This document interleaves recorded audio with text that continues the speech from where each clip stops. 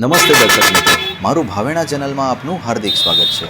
શહેરના પાનવાવાડી ચોકમાં વીજ થાંભલા ઉપર એક અજાણ્યો શખ્સ ચડી જતા લોકોના ટોળા જોવા મળ્યા। ભાવનગર શહેરના પાનવાડી ચોકમાં આવેલ વીજ પોલ ઉપર એક શખ્સ ચડી ગયો હતો। ઘટનાની જાણ થતાં જ લોકોના ટોળે ટોળા એકઠા થઈ ગયા હતા અને સ્થાનિકોની ભારે જહેમત બાદ સફળતાપૂર્વક તેને નીચે ઉતાર્યો હતો। સ્થાનિક રહેવાસીઓના કહેવા મુજબ આ શખ્સ માનસિક રીતે અસ્થિર હોય તેવું લાગી રહ્યું છે। અહેવાલ હર્ષભાઈ રાવલ, ભાવનગર।